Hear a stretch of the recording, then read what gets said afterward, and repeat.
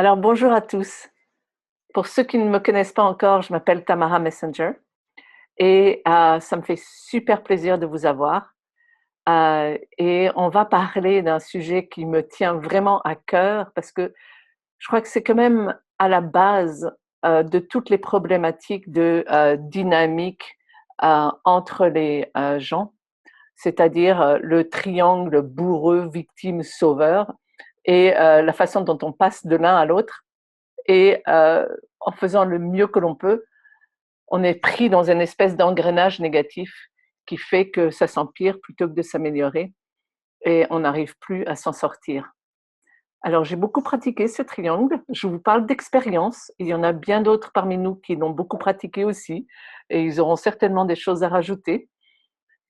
Et surtout, ce qui est le plus intéressant, c'est que j'ai trouvé le moyen de s'en sortir et c'est un moyen qui fonctionne, qui est assez ludique, passer les premières résistances et qui va vraiment transformer non seulement votre vie, mais la vie de tous ceux qui sont autour de vous.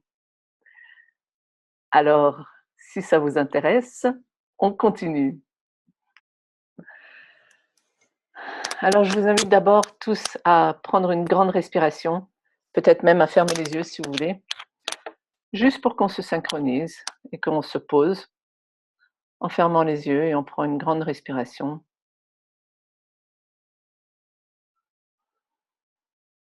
Et une deuxième, en permettant à la respiration de enlever la tension des épaules, de la nuque, de se poser dans sa chaise, de laisser le poids de son corps se poser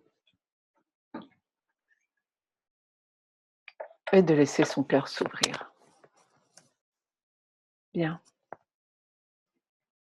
Tout d'abord, merci beaucoup d'être là.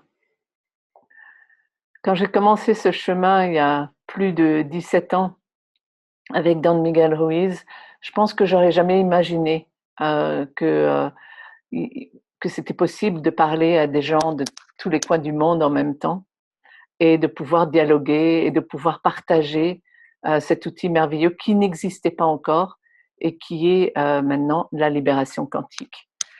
Euh, Lorsque j'ai commencé mon cheminement personnel, les libérations étaient, pour le moins qu'on puisse dire, ardues.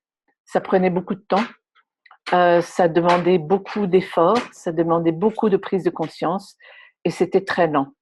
Donc, comme moi, j'ai la mentalité d'un hacker, d'une tricheuse, mais une tricheuse pour le bien de tous, j'ai toujours cherché à aller chercher des raccourcis, des choses qui vont faire que ça fonctionne plus rapidement et plus profondément et plus facilement. Et c'est comme ça, en fait, que la libération quantique est née. Enfin, très franchement, la libération quantique est née. J'avais rien demandé. J'ai commencé à recevoir des canalisations, des informations qui m'ont dit voilà ce que tu vas enseigner, voilà comment tu vas l'enseigner. Mais après, une fois que j'ai reçu ces enseignements de base, j'ai toujours cherché à améliorer les choses, à faire que ce soit plus rapide et plus efficace, pour pas qu'on ait à se prendre la tête et pour pas que l'on ait à prendre beaucoup de temps et qu'on puisse le faire de façon ludique. Et en fait, passer les toutes premières résistances où on se dit: «Ah là là, c'est pas possible, comment on peut aller accueillir nos émotions et le faire de façon ludique», une fois qu'on accueille ces résistances-là, on voit qu'en fait, ça devient assez sympathique, comme on dirait au Québec. C'est sympathique. Voilà. Je voulais parler de ce triangle de bourreau, victime et sauveur, parce que je crois que pendant très, très longtemps, j'ai été vraiment, vraiment coincée dans ce triangle. Hem, Vraiment, vraiment coincée. Je veux dire, ça me paralysait à tel point que je pouvais rien faire. Il y avait mon cerveau de survie qui était en suractivation et dès que je voulais faire quelque chose, ça me mettait dans un état de panique complète. J'étais un peu comme une poule sans tête, comme on dit au Québec, c'est-à-dire que je n'arrivais plus à fonctionner du tout. Et c'est en faisant ce travail avec la connexion à la source, avec la connexion au cœur et en allant chercher la racine des schémas, que ce soit dans le cerveau de survie ou que ce soit dans la lignée familiale, ou autre, que j'ai pu vraiment, me libérer et commencer à avoir une vie fonctionnelle et satisfaisante.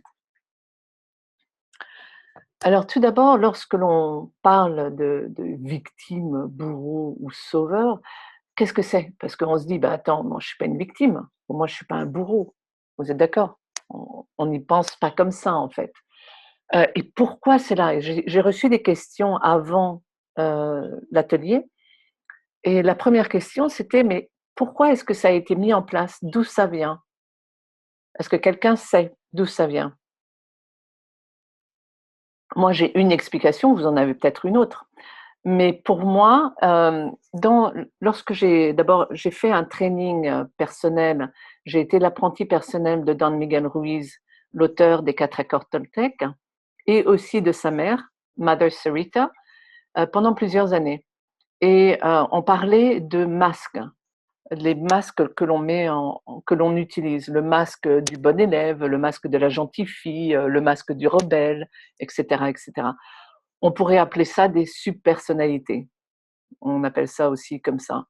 Hem Et ces masques, ces personnes, ces personnalités, on les met en place pour attirer l'attention, pour se faire aimer, parce que quelque part, on n'a pas reçu suffisamment d'attention, quand on est tout petit, hein, ou on ne reçoit pas suffisamment d'amour, nos besoins ne sont pas complètement comblés, et donc on va mettre en place des stratégies pour avoir l'attention, l'amour, l'énergie dont on a besoin. Pour l'instant, c'est assez logique, vous êtes d'accord? Et donc cette première vague de sous-personnalité, elle est mise en place pour réussir à gagner l'attention, réussir à attirer quelque chose de positif. Mais si, soit on est dans un environnement qui est, suffisamment traumatique pour que, laisser tomber, on n'essaye même pas de faire quelque chose de positif dès le départ, soit l'antécédent familial, l'histoire familiale fait que, bah, on hérite des schémas familiaux, et puis aussi on est baigné dans un milieu familial abusif, et très rapidement, on va se rendre compte que cette stratégie qui était au départ positive pour réussir à attirer quelque chose de positif vers nous, va se transformer en, ben, on arrête même d'essayer de faire quelque chose de positif, on dit: «Laisse tomber, ça a pas marché». Du style, quelqu'un qui, j'ai lu un livre, c'était assez rigolo. Il parlait de son expérience quand il était petit garçon. Il avait mis en place la stratégie du petit garçon qui veut toujours aider, et en tout petit, genre 5 ans, il a entendu sa mère qui voulait, redécorer la salle de bain, et donc qu'est-ce qu'il a pris? Il a pris, ses marqueurs, ses crayons, et cetera. Il est allé dans la salle de bain et il a fait des gribouillis partout dans la salle de bain, et il était hyper fier de lui. Il a, gribouillé tous les murs, et cetera. Lorsque sa mère est rentrée, il l'a amené fièrement dans la salle de bain. Sa mère a hurlé, lui a fichu une fessée, et donc là, il s'est dit: «Bah, laisse tomber, ça marche pas du tout, c'est traumatique». Et le cerveau, quand on est jeune, va faire des décisions générales. Il va pas dire: «Il faut pas peindre sur les murs de la salle de bain», il va dire: «Il faut pas aller dans mon élan créatif», ou «Il faut pas aider les gens», ou vous voyez ce que je veux dire? Ils vont faire des décisions complètement généralisées, et ces décisions généralisées, ça va être pour ne plus souffrir. Donc, on va aller faire, pour éviter la douleur, pour éviter de se faire punir, pour éviter de recevoir encore plus, d'émo de ressentis négatifs, de trauma, d'accord? Donc par exemple, on va se mettre en repli, on va, arrêter d'essayer, on va, arrêter de faire de son mieux, puisque, ou alors on va prétendre même que, bah, ça m'intéresse pas d'abord. Mais souvent ça, c'est une justification, c'est juste parce qu'on essaie de prétendre que ça ne nous intéresse pas, tout simplement parce qu'on pense que de toute façon on pourra jamais gagner au jeu, qui est, le jeu des interactions humaines. D'accord? ou alors on va se mettre dans la peau de la personne à problème. Et donc là, on est malade à répétition, on est la victime, on a toutes sortes de problèmes pour essayer de se faire aider, pour essayer d'avoir de l'attention. D'accord? Donc, encore une fois, ces décisions, ces stratégies sont des stratégies négatives, sont des stratégies d'autodestruction. Et pourquoi elles sont là? C'est en fait logique dans le sens que elles sont là pour éviter de souffrir encore plus, pour ne pas tout perdre. Elles sont destinées à survivre, mais pas à réussir. D'accord? C'est bon pour l'instant? Tout le monde, si vous n'êtes pas d'accord avec ce que je dis, allez-y, hein, participez. C'est interactif, mes choses. Je ne vais jamais prétendre d'avoir la vérité absolue pour tout le monde. Je fais le partage de mes réflexions, de mes avancements sur ce sujet. Dans quelques mois, ce sera peut-être complètement différent, mais pour l'instant, c'est là où ça en est. Donc, on développe ces sous-personnalités, on les développe un peu comme, je sais pas moi, des jeux de rôle. Mais c'est complètement inconscient, on est bien d'accord. Si on avait la conscience ou la maturité d'esprit pour se rendre compte que ça va nous poser des problèmes plus tard, on ne le ferait pas, c'est bien évident. Mais il faut bien comprendre que ces stratégies, elles ont été mises en place parce qu'elles semblaient être la meilleure solution à l'époque. Et je le répète, cela semblait être la meilleure solution pour nous, pour faire face à ce qui nous arrivait. Et alors après, on est pris dans des engrenages autodestructeurs et on ne comprend pas. Mais quand on comprend que la stratégie de base a été mise en place pour nous aider à faire face à ce qui se passait, là, on peut commencer à avoir un peu de compassion par rapport à ce que l'on a mis en place. Et avec la compassion, on va pouvoir commencer à s'ouvrir, à accueillir ces émotions, ces schémas bloqués, ces choses qui nous font aller dans un schéma d'autodestruction. D'accord? C'est un peu comme des super nounous qui sont là pour nous garder en sécurité, pour nous protéger, pour nous aider à survivre. Sauf que elles ont des stratégies qui semblent absurdes de notre point de vue adulte. Mais encore une fois, on ne les a pas mis en place quand on était adulte. Alors, comment d'abord est-ce qu'on reconnaît lorsque l'on est dans un ou l'autre de ces rôles? Et est-ce qu'on est vraiment seul là-dedans? Parce qu'en fait, très franchement, on ne peut pas être victime sans avoir un bourreau. On ne peut pas être sauveur sans avoir quelqu'un à sauver. C'est toujours une danse et on passe nous-mêmes, on va passer de l'un à l'autre. Et on va se dire, mais non, moi je ne suis pas un bourreau. Ah, mais allons regarder un peu plus vraiment ce qu'il en est, d'accord? Ok? Alors, encore une fois, comprenez bien que toutes ces stratégies, elles ont été mises en place pour se protéger de la douleur, des sentiments qui étaient tellement forts qu'on ne savait pas comment y faire face. Le seul problème, c'est que ça empêche ces sentiments d'être vraiment euh, ressentis et ils vont rester bloqués. Mais on peut les libérer. Ah, bonne nouvelle. OK? Vas-y, Julie, est-ce que tu avais quelque chose que tu voulais nous faire part, plus particulièrement? Mais je pense que c'est juste, à un moment donné, on commence à le voir assez facilement quand on se promène dans le triangle. Comme ce que je remarque, c'est comme quand je passe trop de temps dans la victime ou dans le sauveur, là, c'est une espèce de place où tu absorbes trop toutes les affaires des autres. Puis après ça, il y a comme un moment de colère et qui amène à aller dans le bourreau. Puis après ça, la culpabilité qui est générée par le fait d'avoir été dans le bourreau, me ramène dans la victime. Fait que là, c'est ça, regarde, je le connais tellement bien. Là. Ça devient. Comment on fait juste pour mettre une ligne d'amour, là? Oui, direct dans la dynamique, là, tu sais. Parfait. Ben, tu sais, Ouais, c'est de ça dont on va parler. ouais, je Je sais. sais qu'en fait, tu connais la réponse parce que tu l'as déjà pratiquée, mais ça fait toujours plaisir de l'entendre encore. Donc, pour la victime. Allez, qui est-ce qui veut nous donner des exemples de comment on se sent victime? Sinon, c'est moi qui vais le faire, mais c'est plus rigolo si c'est vous qui participez aussi. Vas-y, tu as la parole.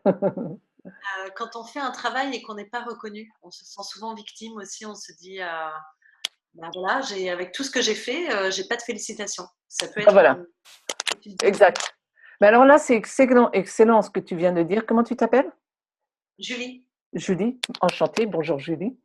enchantée, bonjour Tamara. Et bonjour. Et donc, c'est excellent ce que tu veux dire, ce que tu viens de dire, parce que c'est exactement ce dont je parlais tout à l'heure. Ces stratégies ont été mises en place pour attirer l'attention. Et puis quand on l'a pas, on se dit, bah non, là, laisse tomber, quoi. Tu vois. Et alors, ce qui est le plus incroyable, je vais vous laisser mariner un peu plus. Non. Mais rappelez-moi, si je l'oublie, de vous parler de ce qui est le plus incroyable. D'accord? On note. À la fin. Comment sortir du triangle? Eh bien, attends, je vais le marquer parce que sinon je vais l'oublier. Voilà. Sinon, tu Ok. le dis maintenant. Tu le dis Ah ben maintenant non, c'est pas rigolo. C'est plus rigolo de vous faire poireauter un peu. pour qu'on reste sur De la vous fin. faire mariner, de vous faire, voilà, de vous faire attendre. Est-ce qu'il y a autre chose que vous vouliez dire là-dessus? Vas-y, Julie. Oui, pour moi, dans le fond, c'est la victime, c'est n'importe quand que je me retrouve dans la place où j'ai l'impression que je suis en train de subir la vie. Ben voilà.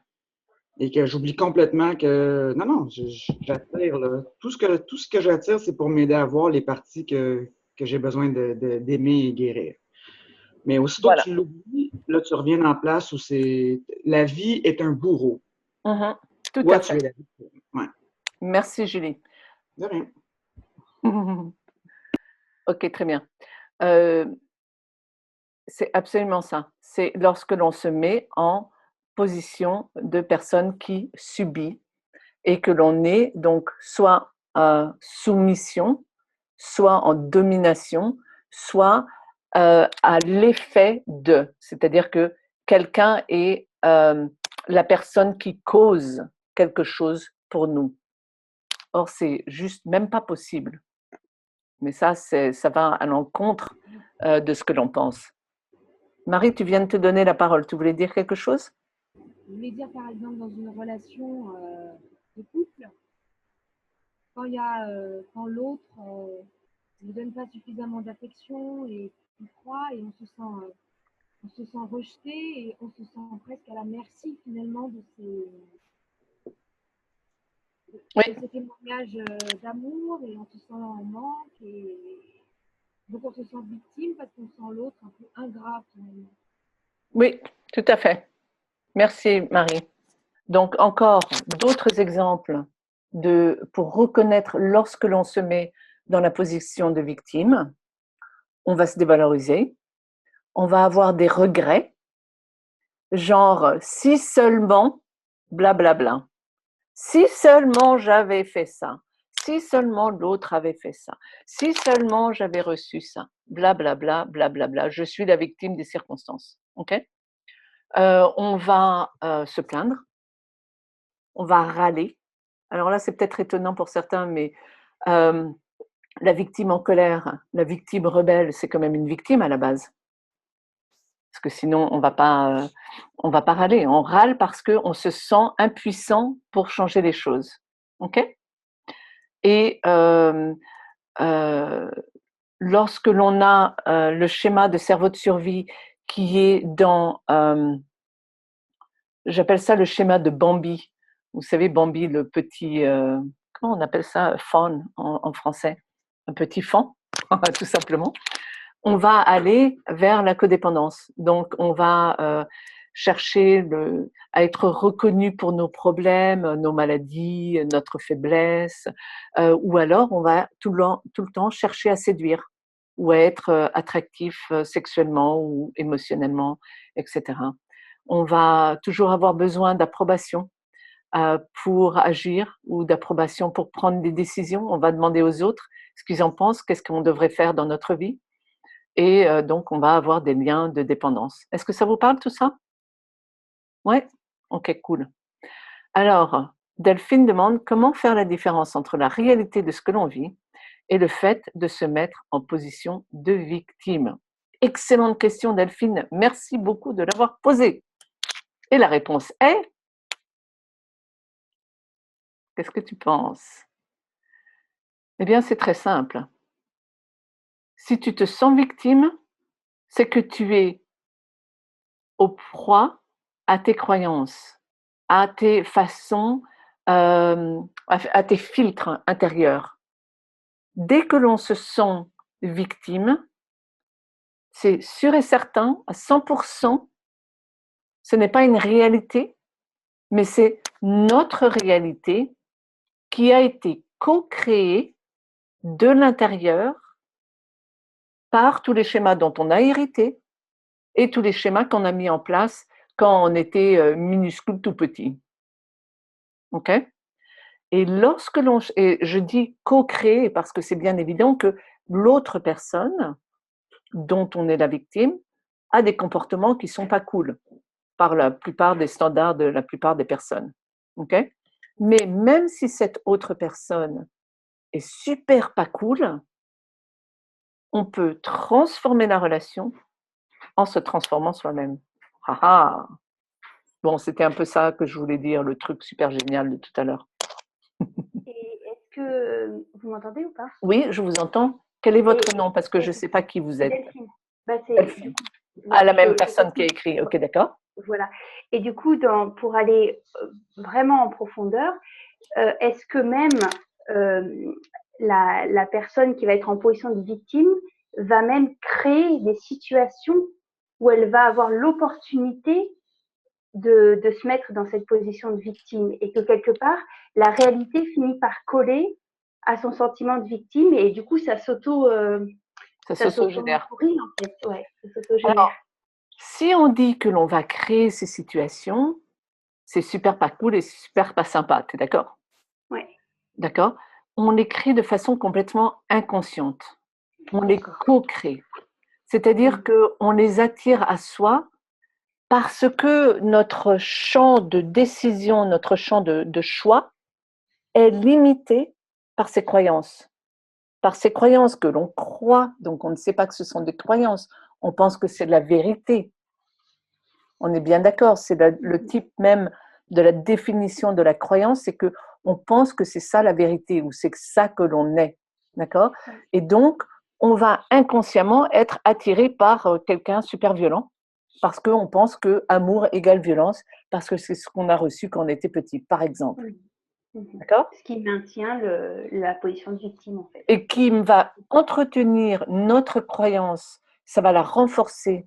On va se dire, bah tu vois, moi j'avais bien raison, hein, que les gens comme ça sont violents, tu vois? Parce que la réalité nous a donné une preuve de notre croyance. Et donc on va être encore plus en train de penser que l'on a raison. Mais si on s'arrête et on se dit, attends, c'est pas une question, peut-être que c'est exactement le contraire. Peut-être qu'en fait, tout ce que j'ai dans ma vie est une réflexion, est une image miroir de ce qui se passe inconsciemment à l'intérieur de moi. Et alors là, c'est le premier pas vers la seconde attention, comme l'appelait Don Miguel Ruiz. Il appelait ça la seconde attention, où on a été victime de notre enfance, absolument.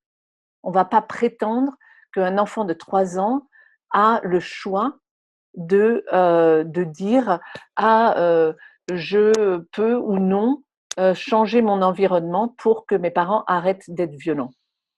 Non.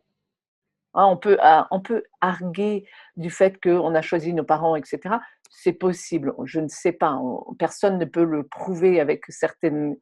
Vous voyez, on ne peut pas, je veux dire, pour l'instant, c'est une supposition, d'accord? Qu'on choisit nos parents au départ. Mais peut-être qu'on choisit nos parents et qu'après, ils changent de façon d'être et qu'eux aussi, ils ont des traumas et ils sont super plus méchants qu'on prévoyait au départ. C'est aussi possible, on sait jamais. Mais bref, on est petit, on va subir un environnement dans lequel on est effectivement prisonnier. On ne peut pas partir de notre famille à 3 ans, ok? Mais par contre, lorsqu'on est adulte, on a le pouvoir de reprendre le pouvoir sur ces émotions bloquées, sur ces émotions traumatiques. Et ça, c'est la deuxième attention. D'accord? OK? Maintenant, il faut aussi savoir que 80 à 90% de nos décisions, de nos actions sont basées sur notre inconscient. Et que notre inconscient, donc, c'est à peu près 80% de des activités de notre cerveau. OK? Donc, en fait, on est complètement régi par notre inconscient. Ils font maintenant des études qui montrent que le cerveau a des activités cérébrales des fractions de secondes avant de prendre les décisions. Et je ne sais pas comment ils font, mais ils montrent donc que ces décisions que l'on pense avoir prises de façon consciente ont été complètement décidées par notre inconscient. D'où l'intérêt de faire le travail de libération de l'inconscient. Parce que sinon, on est comme des automates. Oui, Bénédicte, vous venez de vous redonner la parole. Vous vouliez dire quelque chose? Oui, je voulais ajouter quelque chose sur l'état de victime. Oui. Justement, quand on est en état de victime, qu'on subit des choses dès l'enfance, ou qu'on vit dans un environnement de violence ou de personnes toxiques ou abusives, le cerveau aussi se transforme. Et en fait, Oui. il y a donc, on est habitué à avoir un comportement. Donc, comme on connaît la situation, on sait quel comportement on peut avoir face à ce genre d'état, de situation. On va, alors inconsciemment, instinctivement, d'une certaine manière, aller dans ces situations. Mais c'est parce qu'on sait comment vivre dans ces situations-là. Absolument, absolument. C'est ce que j'appelle les programmations. C'est le cerveau d'habitude. Ouais. Et c'est pas évident en fait à un moment de se dire ok il y a aussi c'est un choix mais qui n'est pas un choix, c'est ce que vous disiez, c'est comme c'est de l'inconscient, c'est un choix qui n'est pas un choix. Tout Mais à fait. voilà, quand on traite les états de victimo, on prend conscience aussi d'essayer de remonter toujours à quel moment ça a déclenché que la situation est est une situation que l'on connaît, sur laquelle on peut réagir et qu'on sait comment s'adapter face à ça, du fait qu'on a déjà un état de victime. Oui, mais ça, on va en reparler. Parce que je ne sais pas si Bénédicte t'a montré un peu de libération quantique ou non, mais tu vas voir qu'on peut libérer ces schémas très rapidement et très profondément. Donc, on peut se sortir de cette réaction automatique. OK? Ouais. Et quand je parle de faire je te remets sur muet. OK? Ouais. Lorsque je parle de faire un travail de libération de l'inconscient, c'est un travail de libération quantique sur nous-mêmes pour aller libérer les schémas bloqués, les émotions bloquées, les schémas du cerveau de survie qui font que on va réagir de façon automatique. Et je voulais juste rajouter quelque chose sur ce que tu viens de dire. Et je vous prie de m'excuser, mais je tutoie tout le monde.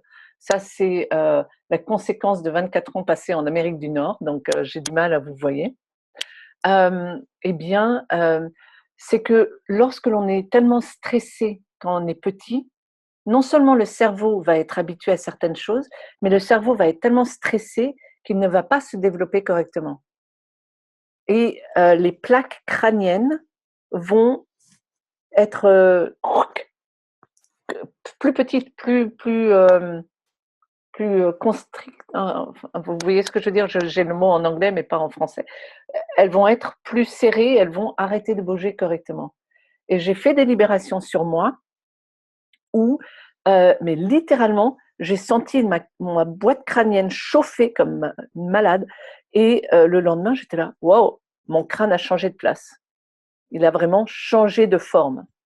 Et une fois, je montrais ça à un ami, parce qu'on était à la campagne ensemble.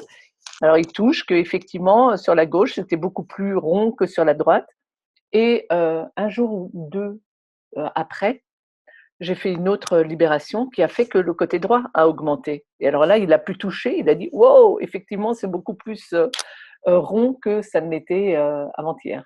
Et après, ça l'a fait derrière. Donc, il reste encore le côté derrière droit qui doit être encore remis dans sa forme.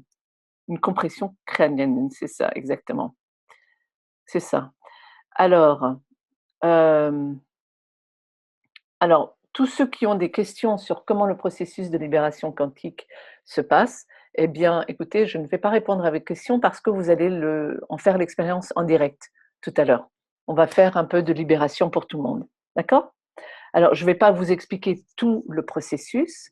Ça, vous pourrez l'apprendre pendant les ateliers de libération et ça, je vais vous en parler à la fin de ce web atelier. D'accord? Donc,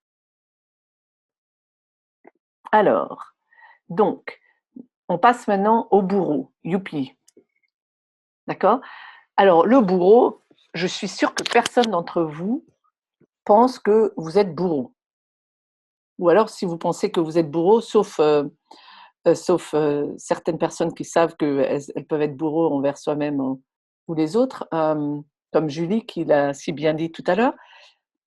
Mais pour l'instant, je ne vois pas personne qui... Voilà, c'est ça. Je suis victime au sauveur, mais pour l'instant, il n'y a pas encore... Ah si, quand même, certaines personnes ont remarqué qu'elles passent de l'une à l'autre. Alors, quand on est bourreau, on est le bourreau, non seulement pour les autres, mais pour soi-même aussi. Toujours, on est pour soi-même avant d'être pour les autres. D'accord? Et toujours, on va accepter des autres ce que l'on se fait à soi-même. Si l'autre est plus bourreau que l'on est nous-mêmes, bourreau envers nous-mêmes, on va dire stop. C'est ça notre limite. C'est quand on se fait abuser plus qu'on s'abuse soi-même, on dit non, non, j'en peux plus, je pars. Ok? Mais quand on se juge, on est bourreau envers soi-même. Quand on pense que l'on doit être différent, et évidemment quand on juge les autres, dans notre tête, vous savez, on entend très bien, les autres, ils peuvent le percevoir très très bien, nos pensées, parce que ça se sent la façon d'être quand on juge quelqu'un, quand on pense que l'autre doit être différent et qu'il n'est pas OK de la manière dont il est, qu'il faut toujours faire mieux. Les perfectionnistes, oh là là, qu'ils ne sont pas gentils avec eux-mêmes. C'est jamais assez. Quoi qu'ils fassent, c'est pas bon. Et quoi que les autres fassent, c'est pas bon non plus. Ok? Comme quelqu'un l'a dit tout à l'heure, si on peut être aussi passif-agressif, genre, moi, je ne réponds pas. Non, moi, je ne vais pas communiquer alors que l'on sait pertinemment que l'autre attend une réponse. Ok? Soit on boude, soit on arrête de communiquer. Je connais quelqu'un qui régulièrement va arrêter de communiquer avec certaines personnes dans sa vie. Et elle ne se rend pas compte encore que en fait, c'est à elle qu'elle fait du mal, le plus. Parce que en arrêtant de communiquer, elle ne se permet pas d'aller ressentir des sentiments bloqués. Et littéralement, elle s'est fait mal, physiquement, la dernière fois qu'elle a fait ça, où elle s'est démis une côte parce qu'il y avait tellement de colère rentrée qu'elle n'arrivait pas à aller ressentir, qu'elle ne voulait pas aller ressentir. D'accord? Et quand je dis voulait pas, c'est-à-dire qu'elle n'était pas disposée à aller voir les résistances qui l'empêchaient de ressentir la colère. Il faut commencer par quelque chose. Il faut que ça commence au moins par le désir de se dire, bon, je vais aller voir qu'est-ce qui fait que je n'arrive pas à le ressentir. D'accord? Vous voyez ce que je veux dire? Ouais? Ok. Donc, dans la catégorie bourreau, j'ai un peu l'impression de jouer au jeu des 7 familles. Donc, dans la famille bourreau, je voudrais la personne qui a l'humour ironique et qui n'arrête pas de lancer des piques. Ah mais non, mais je ne fais que plaisanter. Oh là là, qu'est-ce que tu es sensible. C'est quoi ton problème? On peut même plus rigoler, franchement. Sauf que c'est pas agréable et que notre inconscient reçoit le message très clairement. Donc, il y a toujours une part de vérité de toute façon, parce que sinon on n'y aura pas pensé. Ok? Moi, j'étais spécialiste, hein. C'est pour ça que je les connais si bien, hein. Très franchement, tout ça, c'est que je les connais très très bien et j'en parle parce que j'ai beaucoup pratiqué. Alors, dans la catégorie aussi, on a les personnes qui vont imposer leur vérité. Arrête de parler de ma mère, tu me dis. Regarde aussi en toi comment tu es toi envers toi-même et envers les autres. Même de façon, toi, c'est peut-être 1%, mais il y en a toujours un peu. Donc, quand on va être persuadé qu'on a raison, on va imposer ses vues, c'est vraiment, il faut que l'autre personne nous entende, il faut qu'il comprenne. Mais attends, mais peut-être que c'est juste pas le moment. Peut-être que c'est juste vraiment pas respectueux de leur cheminement et de là où ils en sont. Moi, j'étais une spécialiste, je bassinais tout le monde autour de moi avec ça, il y a quelques années. Hein. Ou alors, encore, bon, ben, là, le truc plus évident, c'est quand on va écraser l'autre avec des critiques, avec des jugements, avec des valorisations. Ça, c'est tellement évident comme stratégie que ça va clairement dans la stratégie bourreau, mais je parle plutôt des choses qui sont plus subtiles. Voilà, quand tu as du mal à accepter les points de vue des autres et que ça déstabilise ton point de vue, exactement comme tu le dis, Marie, ben c'est de ça dont je te parle. Tu vois? Pourquoi est-ce qu'il y a cette rigidité à l'intérieur? Et pourquoi ça va créer un conflit lorsque l'on a du mal à accepter l'autre point de vue? Euh, Quand on va traiter les autres comme des objets, alors qu'est-ce que je veux dire par traiter les autres comme des objets? C'est-à-dire que je vois l'autre comme un moyen d'obtenir ce que je veux.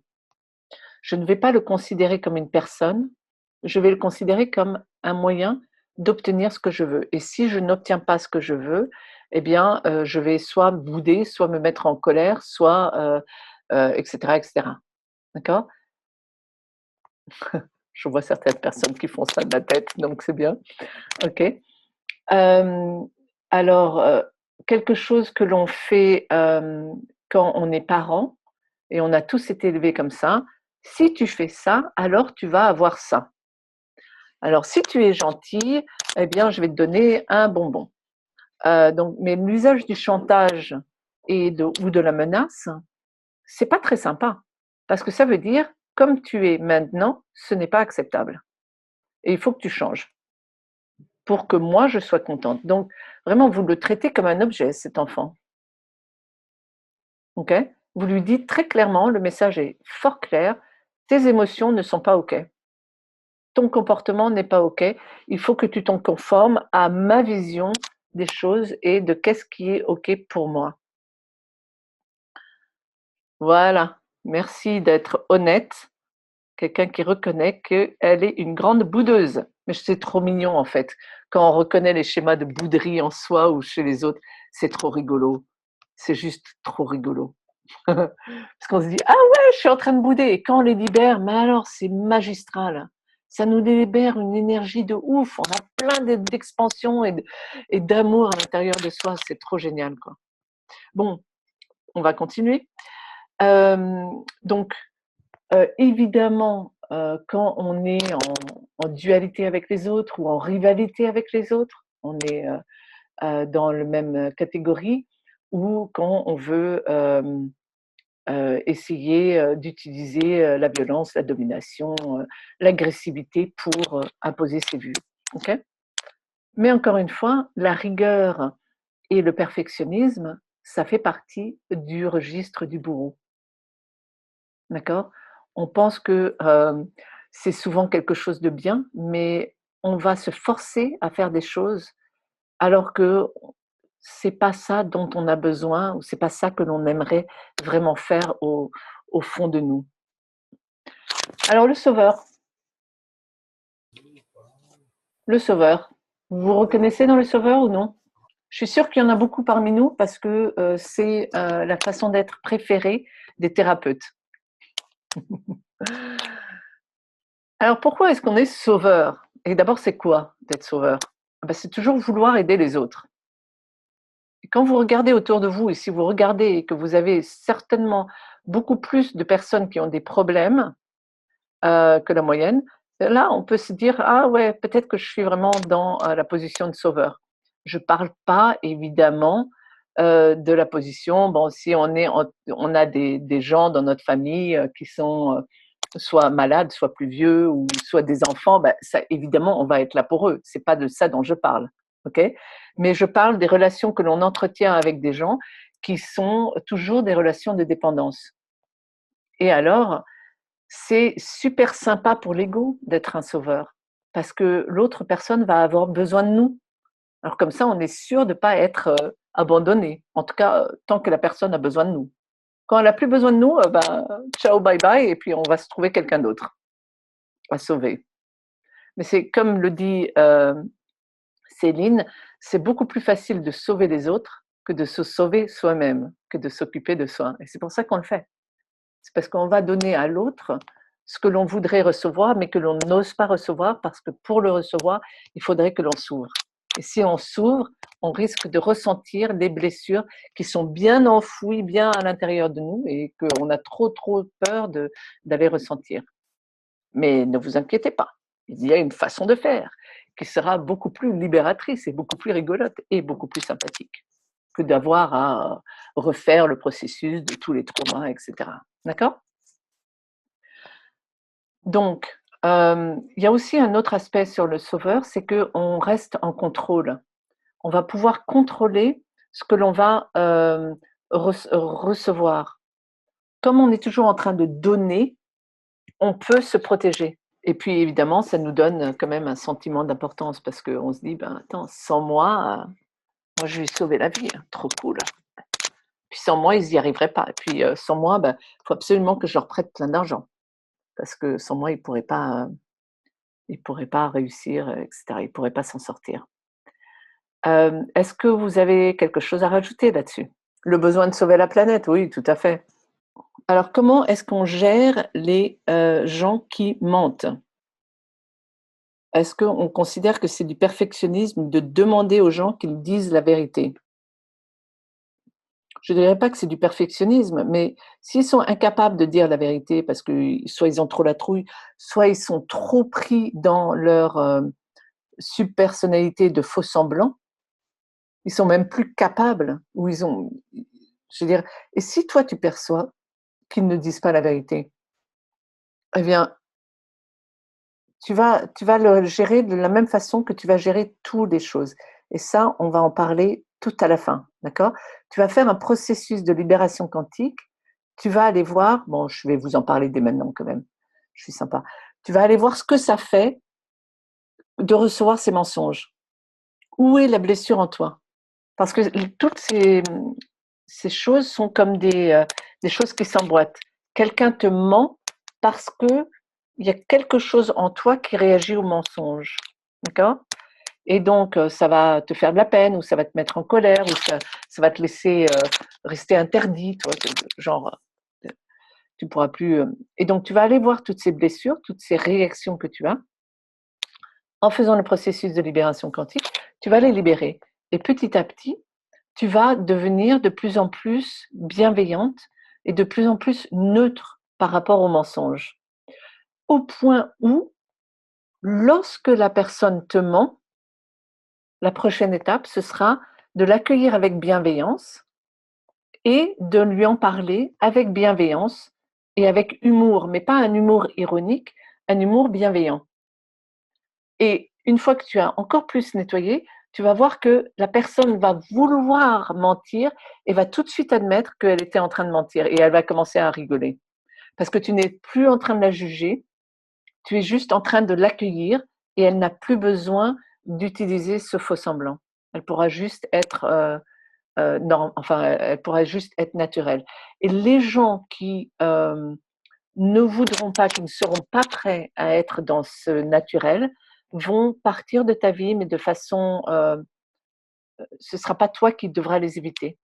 Ils vont juste arrêter d'être en face de toi, parce que c'est franchement trop désagréable pour quelqu'un qui est coincé dans le faux semblant d'être en face de quelqu'un qui est dans l'authenticité. D'accord ? Est-ce que ça répond à ta question ?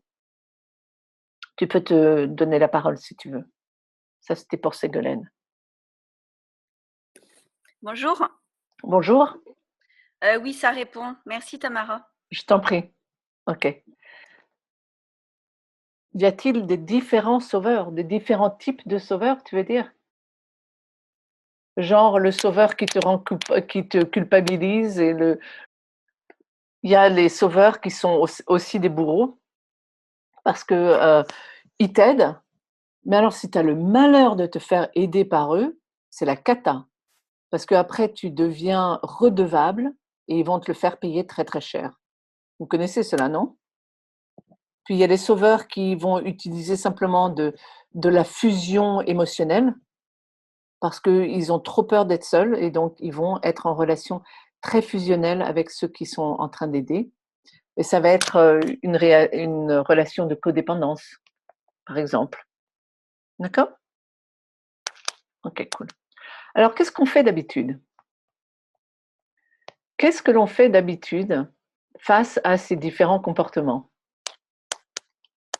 Et je vous prie, si vous voulez intervenir, vous êtes bienvenus. Alors, envers un bourreau, qu'est-ce qu'on fait d'habitude? Bon, ben, on évite la personne, vous êtes d'accord? On va les éviter, on va les fuir, on va les blâmer. C'est eux qui sont le problème. On fait la victime, évidemment. Mais tu sais, si on dit je fais la victime, je vais pas me reconnaître. Donc, je cherche à l'expliquer de façon où vous puissiez reconnaître vos comportements. Donc, Je veux dire quelque chose. oh bah tiens, bah voyons donc, c'est Julie. Julie la gênée qui veut parler. Ouais, vas-y. Ce que je trouve tellement incroyable de ce triangle-là, c'est que généralement, quand tu changes de position dans le triangle, la personne avec qui tu parles change elle aussi de Ah bah position. oui. Ah bah c'est évident parce que c'est une danse. Ouais, ouais, On peut pas tous danser la même chose. C'est pas une danse en ligne. ouais. C'est une ronde que l'on joue. C'est ça. Donc, souvent, en moins de 30 secondes, tu peux passer de je suis le sauveur, la personne a dit j'ai rien à foutre de ce que tu me dis, et là, tu deviens le bourreau, puis après ça, tu te sens mal, puis là, tu deviens la victime. Eh ben voilà, C'est tout. absolument. C'est très bien dit. Merci Julie. Je savais que vous aviez tous des. Julie, je la taquine parce que ça fait quoi, 5 ans, 6 ans, 7 ans qu'on se connaît et on a beaucoup travaillé ensemble. Donc, il y a une certaine relation, un certain degré d'intimité que je ne prendrai pas, de liberté que je ne prendrai pas avec les autres. Donc, juste pour que vous compreniez. OK? N'est-ce pas, Julie? Oui, et je t'aime. Et moi de même. OK. Euh, oui, comment faire pour sortir de ce triangle et surtout, est-ce possible? Ben, absolument, c'est possible. Ta-ta-ta-ta. Mon outil préféré, je crois que vous l'avez compris. C'est quoi pour se sortir de ce triangle infernal? Tous en cœur, c'est La libération quantique. ah, mais alors, mais quelle intuition merveilleuse, c'est incroyable. C'est fantastique. Même si vous ne savez pas ce que c'est, vous allez peut-être le deviner et vous allez en faire l'expérience. Donc, quelques petits exemples. Qu'est-ce qu'on fait avec un bureau? Un bourreau, on va dire, c'est eux qui ont le problème, c'est eux qui sont agressifs, c'est quoi leur problème? On va essayer de leur faire la morale, on va essayer de se rebeller ou de les fuir, ou on va se mettre en colère. Et alors, je ne sais pas si vous avez essayé d'être en colère avec quelqu'un qui est en colère, ça fait quoi? Ça ne fait que accélérer et augmenter les conflits. Ça va pas du tout résoudre les choses. Ça va juste avoir deux personnes en colère. OK? Qu'est-ce qu'on fait avec les gens qui se positionnent en victime? Bon, bah, c'est à peu près la même chose, hein. On les fuit ou on les aide. On joue au sauveur, absolument. Mais vous avez déjà eu des personnes dans votre vie qui, rien que d'être à côté d'elles, elles vous irritent ou elles vous tu juste envie de les étrangler ou de leur taper dessus. Ta voisine, c'est ça que tu es en train de me montrer? À mon show. Oui, et tu te demandes: «Mais pourquoi est-ce que cette personne m'évoque autant d'irritation?» Et alors là, dans les séances, je leur demande: «Est-ce que, par hasard, tu as l'habitude d'avoir des gens qui sont en colère contre toi?» «Ah oui, tout le temps!» «Tiens, bah, voyons donc», comme on dirait au Québec. «Est-ce que tu as des gens qui sont irrités contre toi plus que de mesure?» Mais oui, absolument, parce que ce sont le schéma qui est à l'intérieur de la personne qui joue, qui a le rôle de victime, qui attire ce genre d'émotions, de négatives de la part des autres. Le tout, c'est de ne pas le prendre personnellement et ne pas leur taper dessus quand ils émettent ces ondes de tape-moi dessus, je suis la pauvre victime Calimero et que personne n'aime. Donc, qu'est-ce qu'on fait avec les sauveurs? Avec les sauveurs, en général, c'est assez agréable, sauf s'ils ne sont pas très, très subtils et qu'ils sont toujours en train de se mêler de ce qui ne les regarde pas et qu'ils sont trop dans notre intimité. Mais s'ils font leur rôle de façon subtile et bien, ils ont bien affiné leur rôle, c'est assez agréable. Parce que tu as quelqu'un qui est là et qui est là pour t'écouter, qui est là pour toi. Alors donc, tu vas être sympa avec eux, sauf s'ils le font trop. Et alors là, tu les envoies péter. Tu les jettes. Ça vous parle? Alors, la question du jour. Comment faire pour se sortir de ce triangle infernal? On fait rien. On sort pas. On est foutu. Non? Ça vous va pas comme réponse? Bon, alors d'abord, vous êtes d'accord qu'en général, on va faire pour les autres beaucoup plus que l'on va faire pour soi. Vous êtes d'accord? Vous avez remarqué? Ah, Nolan, tu as une bonne idée. Tu vas faire les 3 rôles en même temps, histoire de frire ton cerveau et que tu t'en sortes des 3 en même temps. Oui, non, ça marche pas. Enfin, peut-être, ça marche. Tu pourras essayer. Tu me diras si ça marche ou non. Alors, pour sortir de ce triangle infernal, il y a plusieurs solutions. Donc, c'est déjà sympa de savoir qu'on a plusieurs outils. Le premier outil, c'est la prise de conscience. Sans prise de conscience, il n'y a rien qui se passe. Parce que sinon, on va continuer à croire, on va continuer à avoir notre point de vue rigide et on ne va pas vouloir s'en sortir. On va rester sclérosé dans notre prise de position et donc on ne va pas pouvoir utiliser notre seconde intention envers nous-mêmes pour aller prendre conscience des schémas qui sont présents à l'intérieur de nous. Vous êtes d'accord? Première chose, j'aime bien moi, je fais des questions et j'ai des réponses. Vous êtes d'accord? Oui, évidemment, vous êtes d'accord. Vous dites rien, donc vous êtes d'accord. OK. Donc, première chose, prise de conscience. Prise de conscience qui est basée sur le fait que si on souffre, s'il y a quelconque souffrance émotionnelle, c'est que forcément, il y a un schéma. Bon, à part les trucs de réaction normale, genre la période de deuil après que quelqu'un meurt, c'est une réaction un peu normale. Mais la grosse tristesse qu'il y a en plus, le deuil, il peut être très, très calme. Mais il y a des réactions quand même qui font mal, mais on ne va pas souffrir parce qu'on n'a pas toutes les émotions qui sont par-dessus. D'accord? Donc, s'il y a de la souffrance émotionnelle, on sait automatiquement qu'il y a des schémas qui sont la cause de cette souffrance. D'accord? Première chose. Et ces souffrances-là, elles restent bloquées tout simplement parce que on a une réaction de résistance envers elles. Plutôt que de les accueillir et de les laisser vraiment être ressenties dans toutes les cellules de notre corps, elles vont être bloquées. D'abord parce qu'il y a des pensées qui disent « Ah ben, il faut toujours avoir ça parce que c'est utile, parce que ça va me protéger, etc. etc. » Ou alors parce qu'il y a de la résistance à aller ressentir ces émotions parce qu'on en a peur. On a peur d'être dépassé, c'est trop pour nous. Mais ça, c'est une décision qui avait été faite quand on était tout petit. En tant qu'adulte, ce n'est plus trop pour nous. Si on en prend conscience, c'est qu'automatiquement, on en a pris conscience parce qu'on est capable de les ressentir, de les libérer. Sinon, on n'en aurait pas pris conscience.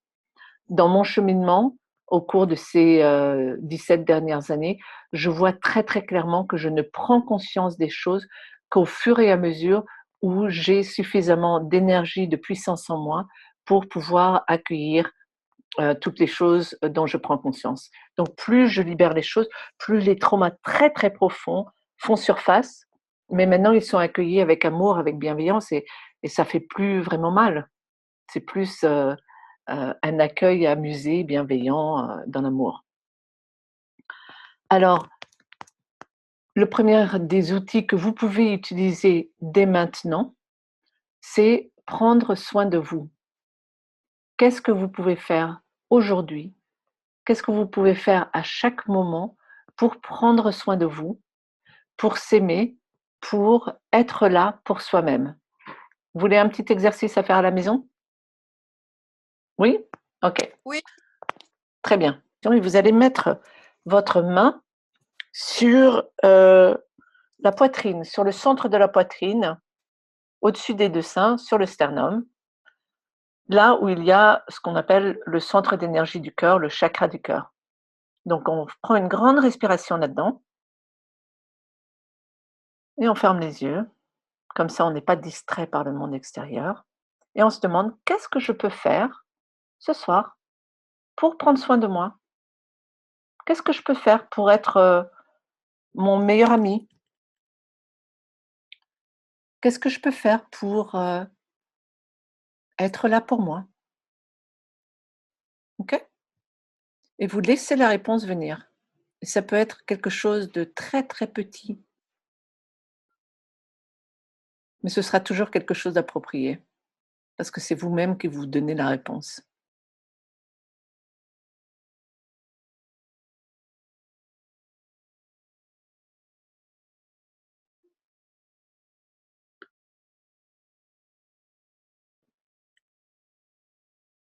Et si vous faites ça, ce petit exercice, chaque jour, vous allez voir que votre relation à vous-même va déjà beaucoup changer. Premier petit outil. OK?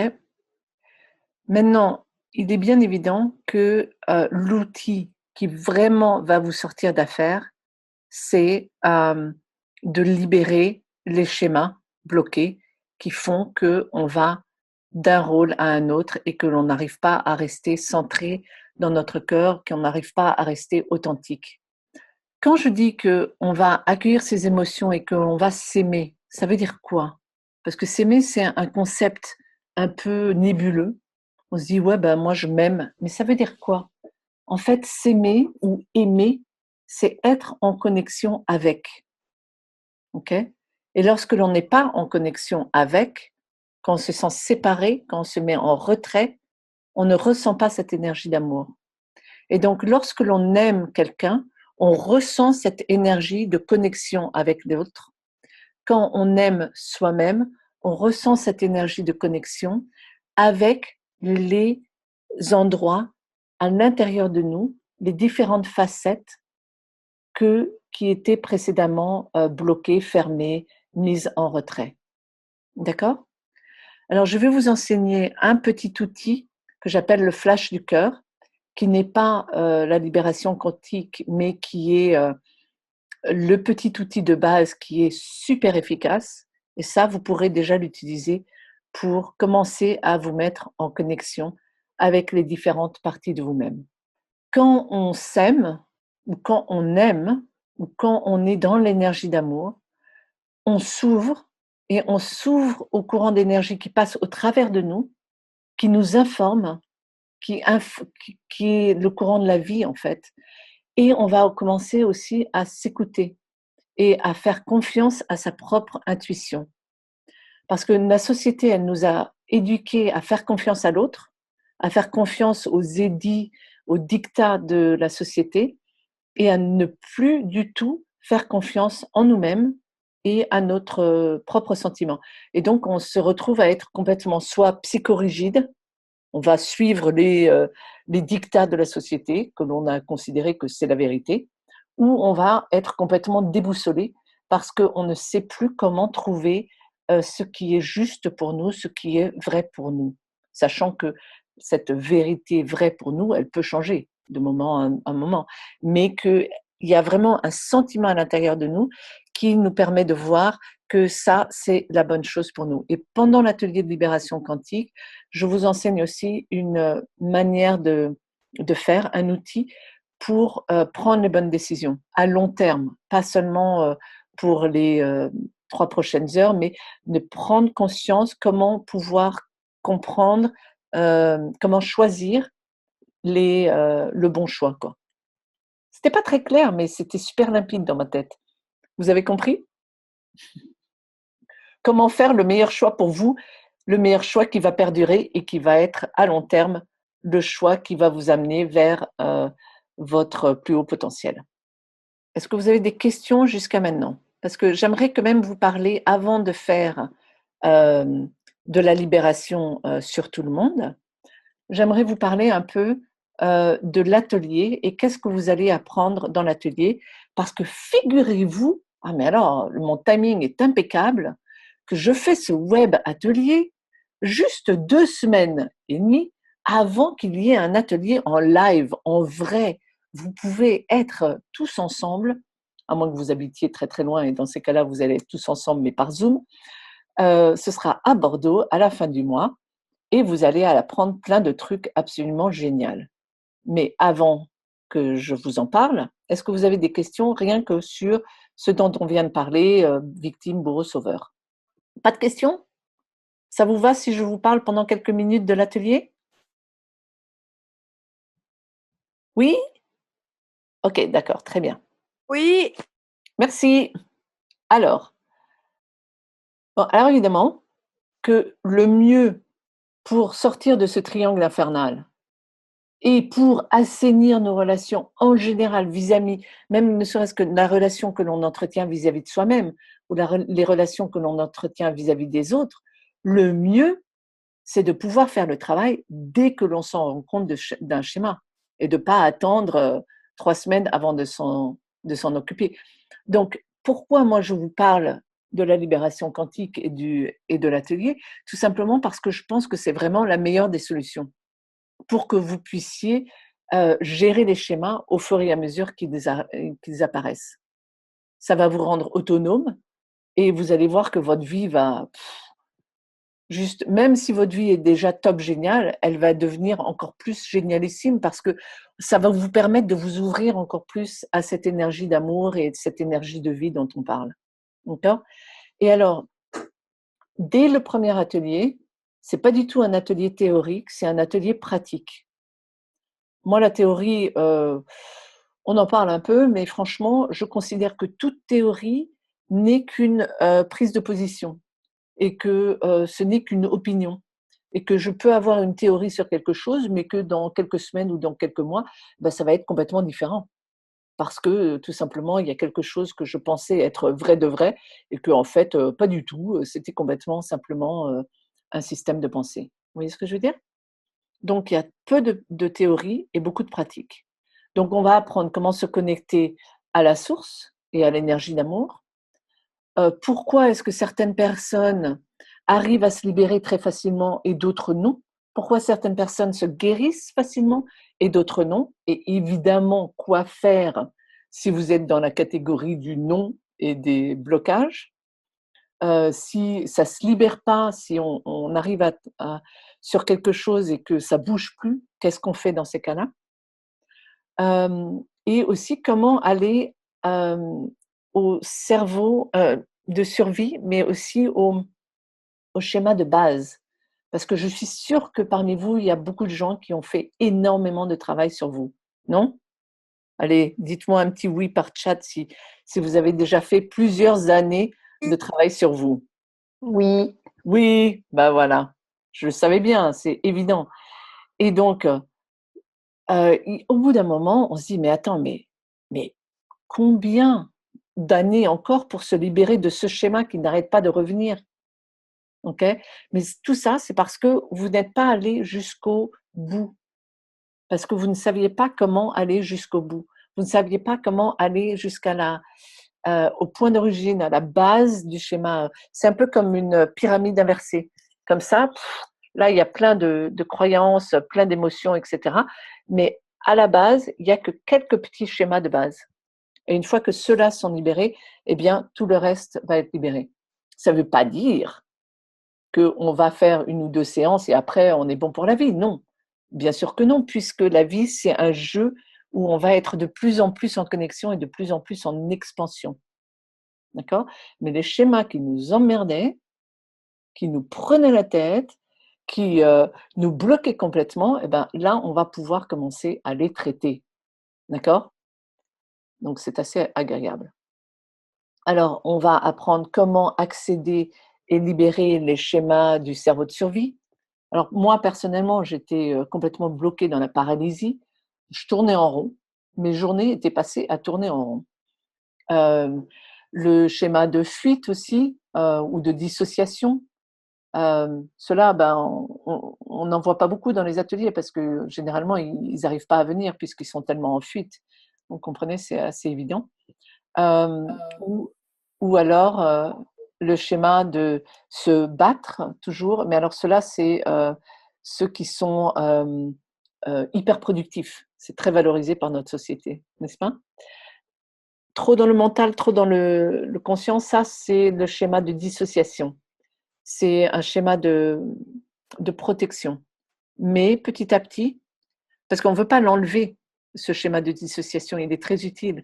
Si on commence à l'enlever d'un coup, ce qui va se passer, c'est qu'on va avoir des hauts et des bas émotionnels qu'on n'est peut-être pas prêt à gérer. Mais si on est prêt à le gérer, moi je l'ai fait, et j'ai eu des hauts et des bas, mais on libère les hauts, on libère les bas, et puis on arrive à trouver le centre. Donc tout va bien. Alors, on va apprendre dans l'atelier de libération de formation de numéro 1, on va apprendre donc à résoudre les problématiques à tous les niveaux, au niveau mental, émotionnel, spirituel, physique, comme on dit au Québec, et on va apprendre à s'occuper, parce que le but du jeu n'est pas de régler tous vos problèmes, mais de vous donner l'outil pour que vous puissiez le faire. Donc, de s'occuper de tous les problématiques, que ce soit des problématiques terre à terre, comme je veux réussir ce projet, mais je me sens bloquée sur certains aspects du projet où j'arrive pas à m'y mettre. J'ai un procès contre moi et je veux résoudre cette chose à l'amiable. J'ai des relations qui sont pas optimum et j'aimerais bien avoir des relations plus sympas, plus saines. Ou j'ai des problèmes physiques. Donc ça, c'est des trucs assez terre à terre. Ou alors que ce soit des problématiques plus personnelles, comme du style, je sais pas quoi faire dans ma vie, ou je me sens perdue, ou je me sens complètement bloquée, ou je me sens envahie par les émotions des autres, ou des problèmes genre abondance, etc., etc. Mais même les problèmes plus ésotériques, du style le karma, les entités, les cordages énergétiques, les flèches, les choses comme ça, tout ça, on peut s'en occuper. On peut aussi s'occuper de récupérer les fragments d'âme, comme on parle, ou l'énergie des autres qui est emmêlée avec la nôtre, etc., etc. Ça importe peu d'où ça vient, que ce problème provienne de cette vie, d'une vie passée, ou même de la vie de quelqu'un d'autre. Comme on dit souvent, ah ben c'est pas mon problème, ça ne m'appartient pas, mais on s'en fiche. Si c'est dans votre vie, on peut s'en occuper. Plutôt que de le mettre de côté et de prétendre que c'est pas à moi et que je veux pas m'en occuper ou que le temps va s'occuper de cette chose, tout ce que ça va faire, c'est que ça va revenir encore plus fort plus tard si on ne s'occupe pas dès maintenant. Par contre, si on s'en occupe dès maintenant, on va avoir un sentiment d'expansion, d'ouverture, de plus d'amour envers soi-même et envers les autres, et on va pouvoir continuer à progresser vers plus d'expansion et vers plus d'amour, plutôt que d'avoir à faire face à cette problématique plus tard qui va revenir en force. Si on ne s'en occupe pas, elles reviennent toujours plus fortes qu'avant, jusqu'à ce qu'on s'en occupe. Et quelquefois, ça pose des vrais problèmes dans notre vie parce qu'on ne s'en est pas occupé quand c'était encore tout petit. OK? Alors, dans cet atelier, vous allez aussi apprendre comment amener le corps au stade de l'auto-guérison et aussi comment libérer les blocages qui empêcheraient le corps de s'auto-guérir. Et ça, quelle que soit la cause, hein, que ce soit des accidents ou des opérations ou autres, le corps peut généralement revenir au stade de l'auto-guérison. Il y a quelquefois des choses physiques à faire aussi, mais on va aider le corps à accéder à ce stade. Okay? Alors, la dernière journée du stage, on fait de la co-création. Donc, on va aller s'ouvrir vers plus d'abondance, par exemple. On va aller apprendre à s'aligner et attirer les désirs de notre cœur, mais les désirs qui sont vraiment nos désirs profonds, pas les désirs de l'ego, mais vraiment comment s'aligner pour aller euh, euh, avoir ce qui va vraiment nous donner une satisfaction profonde. D'accord? Donc en fait, très franchement, le but, moi j'ai un but, c'est de vous enseigner la libération quantique pour qu'elle ne devienne pas un seul outil ou un outil parmi d'autres, mais qu'elle devienne une nouvelle façon d'être. Parce que c'est une façon d'être où on est connecté à son cœur, où on est connecté à l'énergie de vie, où on est connecté à sa sagesse, ou à la sagesse universelle. Et mais c'est juste génial, quoi. Parce qu'on a accès aux réponses. On dit toujours, vous savez, les réponses sont à l'intérieur de nous. Mais si on ne sait pas comment aller accéder à ces réponses, hein, c'est un peu frustrant d'entendre ça.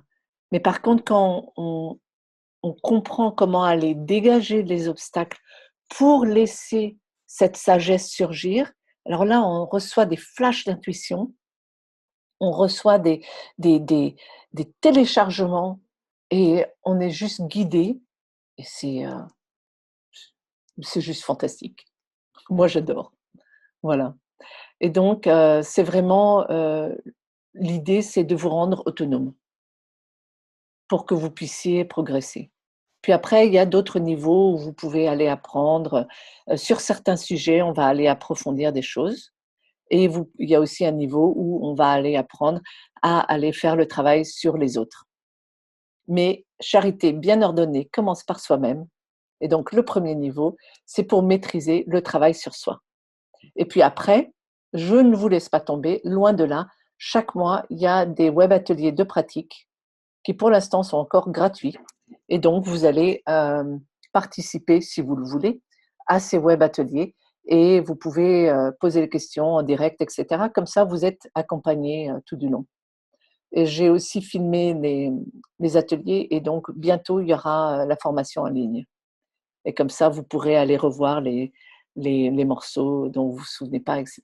Et puis, les personnes qui sont très loin et qui sont dans des fuseaux horaires qui ne correspondent pas, eh bien, pourront faire la formation en ligne et on pourra avoir un accompagnement de groupe après. Voilà, voilà. Alors, si vous avez… Ah oui, et puis, évidemment, si vous voulez vous inscrire, c'est le moment. Ne laissez pas les problèmes financiers vous arrêter parce que je veux vous enseigner comment résoudre ces problèmes financiers pendant l'atelier. Et si vous êtes vraiment, vraiment dans la mouise financièrement, ne vous inquiétez pas, parlez-en moi parce qu'il y a vraiment une possibilité de faire des paiements étalés. D'accord ? Donc, le but du jeu, c'est que vous puissiez vous sortir des difficultés dans lesquelles vous êtes. Et si vous n'avez pas de difficultés, le but du jeu, c'est d'aller encore plus vers l'expansion, vers l'amour, parce que très franchement, on a besoin de vous. Le monde a besoin de plus de gens qui sont dans le cœur, qui sont rayonnants et qui sont dans l'amour. Donc, on a besoin de s'exprimer pleinement. Voilà. Et mon site internet, c'est tamaramessenger.com. Alors, est-ce que vous avez des questions? Ah bah oui, Aurélie, merci. Moi aussi, j'ai hâte de te voir à Bordeaux. Je fais des consultations privées, absolument. Merci Ségolène, j'ai complètement oublié. Je fais absolument des consultations privées, soit en personne si vous êtes sur Paris, soit par Skype ou par Zoom ou par téléphone. Le coût est de 80 € et c'est très amusant et très efficace. L'origine de l'entrée dans ce triangle, pourquoi on y entre, d'accord? Est-ce qu'il y a quelque chose dans ce dont j'ai parlé qui n'a pas répondu à ta question? Alors, il y a quelque chose que je n'ai pas précisé. C'est que, par exemple, on se dit qu'on est victime de quelqu'un qui est hypercritique, par exemple. Juste un exemple dans ma vie privée, pas du tout vécu, que j'ai vécu pendant plusieurs années. Donc, je reçois plein de critiques, plein de super trucs négatifs, et je commence à en avoir assez. Et alors, qu'est-ce que je fais? Je vais voir en moi ma réaction à ces critiques incessantes. D'accord? Et je vais aller voir, ça me met en colère, ça me met triste, etc., etc. Et je vais aller voir quelle est l'origine, le point d'origine. de cette réaction. Okay? Puis, je vais la libérer. Et au fur et à mesure que je fais ces libérations, l'autre personne va arrêter d'être critique avec moi. Elle va continuer d'être critique. Elle est critique, je ne vais pas le prendre personnellement. C'est comme ça qu'elle est. Mais la personne dont je parle, parce que c'est une personne dans mon entourage, est maintenant une de mes plus grandes supporters. Et elle a complètement oublié qu'elle me critiquait. Elle l'a complètement oublié. Tout simplement parce que ce n'est plus présent dans mon champ énergétique. Je ne suis plus critiquable de la même façon, en tout cas par elle. OK? Je suis sûre qu'il y a encore des trucs qu'on peut me critiquer, je n'ai pas encore tout libéré peut-être, mais ça n'a rien à voir avec ce que c'était avant. Maintenant, j'utilise les critiques, de façon hyper constructive parce que ça me permet d'aller voir les coins d'ombre en moi qui n'ont pas été encore libérés. Donc quand quelqu'un me fait une critique, je le note, précisément pour que je puisse aller voir, les côtés d'ombre qui n'ont pas été libérés. Alors la question, si on vit du rejet de la part des personnes, c'est parce qu'on n'est pas dans le cœur. Je ne le dirais pas comme ça, Marie-Michel, mais va voir, parce que je te connais aussi et on a fait du travail ensemble pendant plusieurs années, et je te vois là en direct, tu es juste devant moi et en plus, il se trouve que tu es juste devant moi. Mais si tu vis du rejet de la part des autres, d'abord tu peux aller voir comment toi tu te rejettes, comment toi tu rejettes les autres, mais aussi qu'est-ce que ça te fait quand les autres te rejettent. C'est quoi ta réaction par rapport à ça? D'accord? Et si tu vas libérer ta réaction par rapport au rejet des autres, tu vas voir que les autres, ils vont plus te rejeter. Ça te parle? Ouais? Ok, cool. Ok. Bon. L'indifférence, bah, ça dépend si c'est de l'indifférence. Morgane qui me demande est-ce que c'est dans un de ces schémas. Ça dépend de quel type d'indifférence, parce qu'on a une indifférence neutre qui est juste, littéralement, ça ne nous touche pas et ça ne nous intéresse pas, mais on est neutre de façon bienveillante. Ou alors, est-ce qu'on est indifférent avec du mental par-dessus? Non, mais moi, ça ne m'intéresse pas. Et alors là, on sait qu'il y a quelque chose à aller voir. D'accord? Alors, est-ce que vous avez d'autres questions? Pas d'autres questions, ni sur l'atelier, ni sur ce dont on vient de parler? Je suis d'une clarté extrême, c'est impressionnant. Merci. OK, ça vous dit qu'on continue et que l'on fasse, un peu de libération sur tout le monde? OK. Alors tous ceux qui ont déjà fait l'atelier de formation, je vais vous demander de vous connecter. Parce que plus on est de fous, plus on rit. Et je vous préviens que ça me fait roter, ça me fait bouger, et ça me fait bâiller.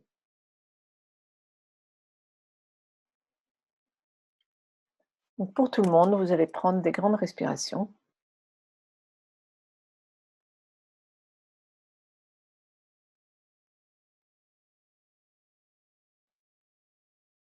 Et alors, on est beaucoup trop pour aller traiter des sujets personnels, ok? Mais je dirais qu'on peut commencer par vraiment le but du jeu là, c'est pas d'aller libérer toutes vos choses dans la vie, mais plutôt de vous donner une expérience de libération, d'accord? Donc, allez ressentir comment vous vous sentez par rapport à tout ce dont on vient de parler. Est-ce qu'il y a de la peur ou est-ce qu'il y a de l'irritation par rapport à tous ces schémas qui sont encore en vous? Est-ce qu'il y a un sentiment d'être dépassé par tout ça?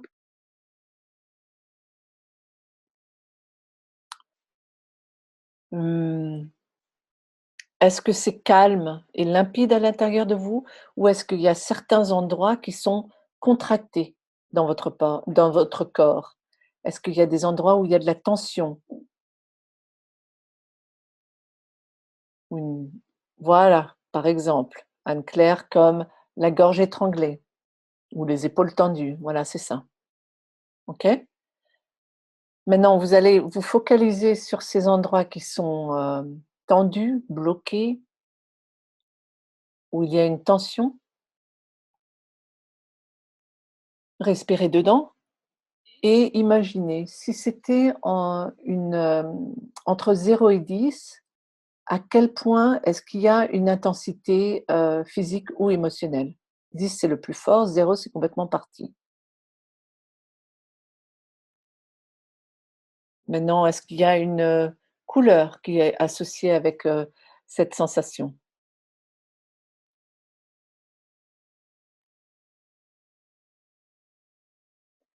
Et est-ce que, je sais pas moi, s'il y avait un animal qui réagissait à cette sensation, qu'est-ce qu'il ferait?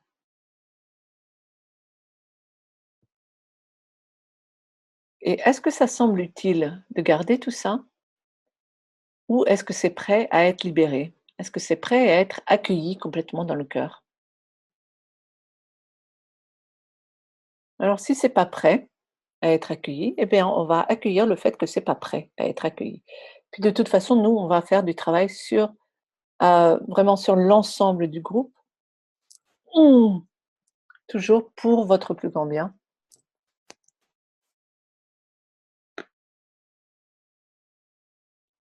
Je n'arrête pas de roter, je n'arrête pas de me mettre en muette tellement je rote. Mmh.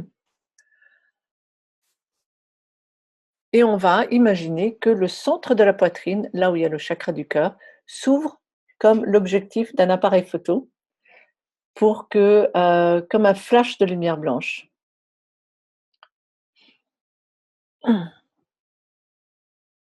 Pour aller accueillir cet endroit qui est bloqué.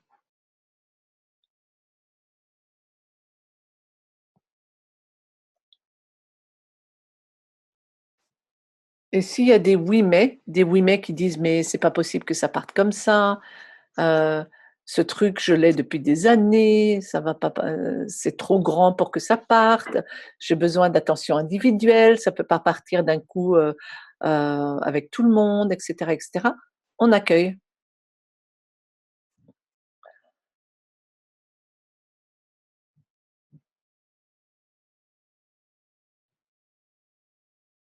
Et maintenant, vous regardez comment c'est maintenant. Est-ce que ça a changé?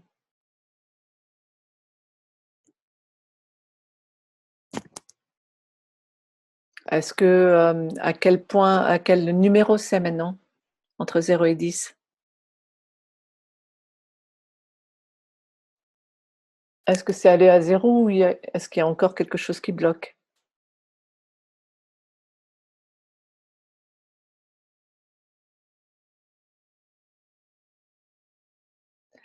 Alors si ça bloque, tu vas aller voir qu'est-ce que ça dit?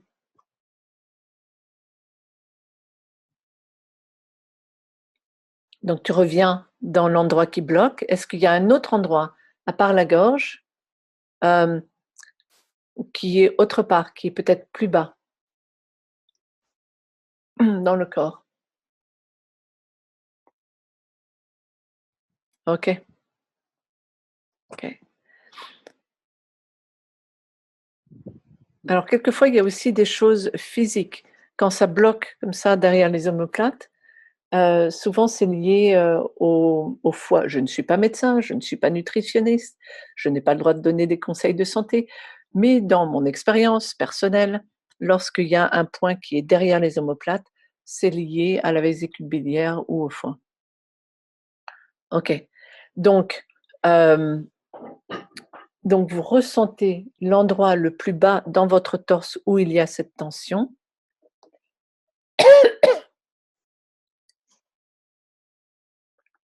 et vous vous redemandez, hem, si ça avait une couleur, ce serait de quelle couleur? Si ça avait un numéro, ce serait quel numéro?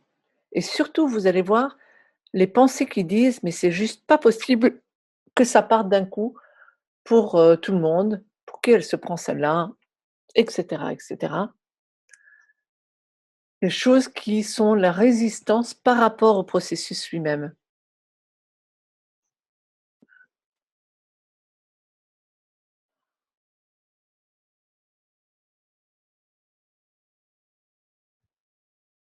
et on les accueille. OK?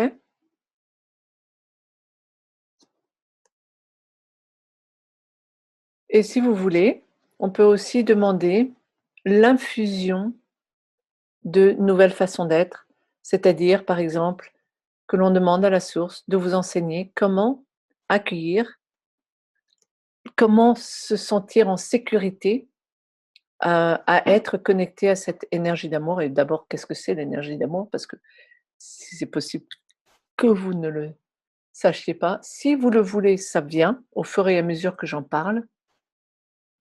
Et si vous ne le voulez pas, ben, ça va pas venir, donc il y a pas de souci. Il y a rien qui est imposé de toute façon et c'est toujours fait pour votre plus grand bien. Et de comment dire? De laisser partir la peur de s'ouvrir à cette énergie d'amour. Mmh. De pouvoir, vraiment, être, entouré, être aimé, être de savoir que cette énergie d'amour ne va pas venir brûler l'intérieur, va venir nourrir, elle va venir vous donner et cela va s'ouvrir au fur et à mesure que vous êtes prêts de toute façon.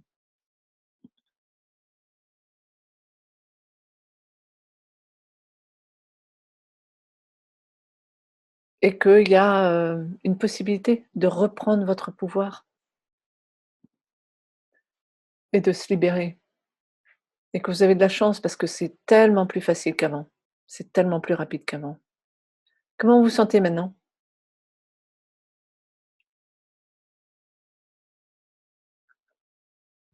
Donnez-moi un peu de feedback, de retour. Vous vous sentez bien, détendu, parfait. Tiens, je dois brancher mon ordi parce que je suis à trop peu de batterie. Attendez, j'arrive. Toc, toc, toc. Mais vous pouvez me parler, hein, en même temps. Excusez-moi. Changer de couleur, parfait. La douleur se déplace en remontant. Un peu plus détendu, mais la tête qui tourne. Attends une seconde, on va s'en occuper. Est-ce que ça va mieux là, la tête qui tournait? Est-ce que c'est parti? Céline? Parfait. Très bien. Il faut me le dire, hein, parce qu'on peut s'en occuper comme ça, quoi. Donc, ok, parfait. La boule au plexus, Cam Ray, eh bien, ressent, qu'est-ce qu'il y a encore? Et puis si vous avez la peur que ça marche pas, ça va marcher pour tout le monde, mais pas pour vous, comme d'hab. On va Oui. s'occuper de ça. C'était ça qui était présent? Mm. Ouais. Moi, c'était ça.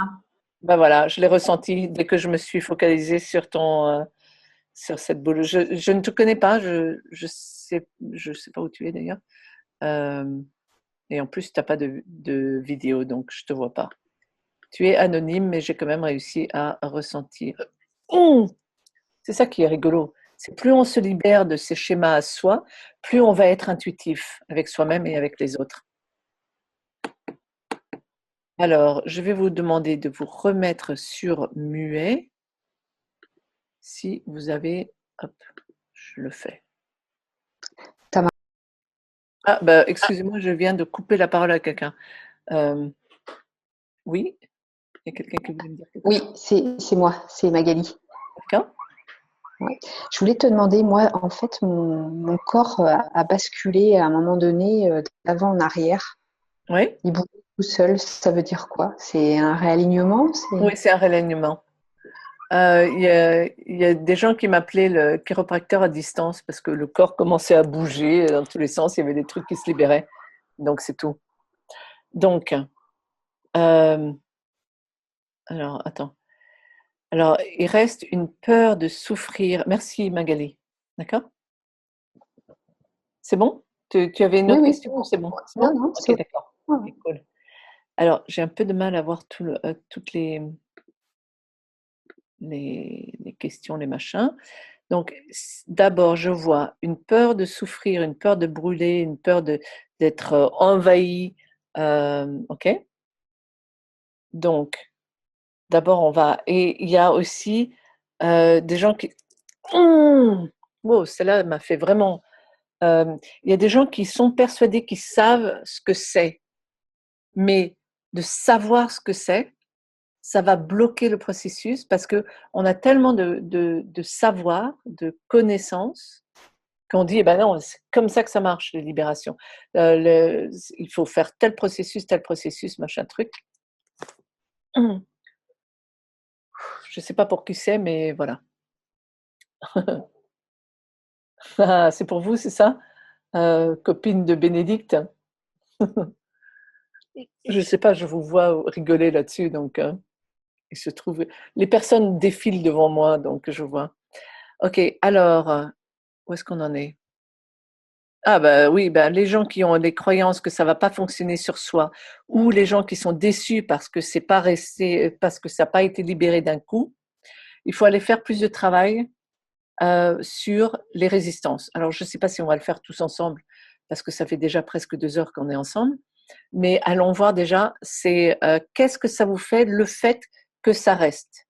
Quelle est votre réaction par rapport au fait qu'il y a encore quelque chose qui est resté? C'est de la frustration, c'est de la peur, c'est de la colère, c'est de la déception, c'est du: «Oh mais c'est trop nul»,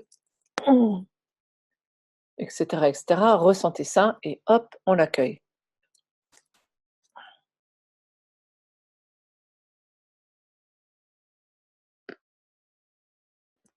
La plupart des thérapeutes ne vont pas assez loin dans, la libération des résistances. C'est les résistances qui font que ça reste. C'est pas, la personne qui veut rester malade, évidemment que non. C'est ou qui veut la personne qui veut rester en souffrance, mais non. La personne qui n'est pas prête à laisser partir, mais non. C'est juste qu'ils ont pas trouvé la résistance, c'est tout. S'ils sont devant vous, bah, c'est qu'ils ont envie de se libérer. Mais maintenant, il faut aller faire le travail pour aller trouver la résistance. Et ça, c'est pas toujours évident. Ça, c'est là où on se transforme un peu en détective, en fin limier de la libération. OK. Anne-Christelle, comment tu te sens? Mmh. OK, cool. Donc, maintenant, on va aussi OK, très bien. Hem et va voir aussi s'il n'y a pas un petit truc de, pour tous ceux qui ont encore des choses qui sont coincées, s'il n'y a pas un peu un truc de victime, justement, en parlant. «Oh bah, alors pauvre de moi, ça a super bien marché pour tous les autres et pas pour moi. Je savais bien, pauvre de moi». Est-ce que l'on peut ressentir les trucs du groupe? Bah, évidemment qu'on peut ressentir les trucs du groupe, mais on va ressentir nos sensations à nous par rapport aux trucs du groupe. C'est comme ça que je travaille. Je vais aller ressentir les autres, mais je les ressens en moi. Mais je les prends pas personnellement. Tiens, bah, d'ailleurs, tant qu'on y est, si vous voulez, vous pouvez aller récupérer votre énergie. Normalement, je me mets pas aussi près de l'ordi parce que quelquefois je me cogne, mais là, ça va encore.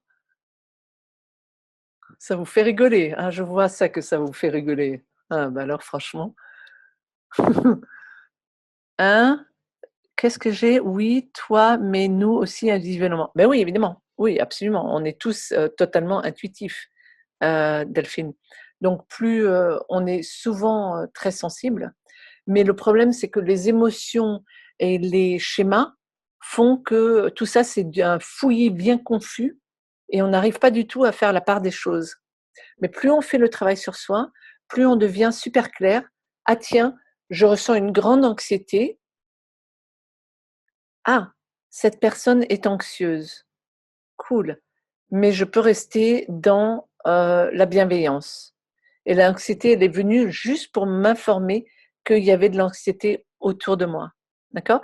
Par contre, si je ressens de l'anxiété et que je me sens pas bien, c'est que j'ai des schémas par rapport à l'anxiété que je perçois de l'autre personne. D'accord? Donc, on va, aller faire le travail sur soi par rapport à notre réaction, par rapport à l'anxiété de l'autre.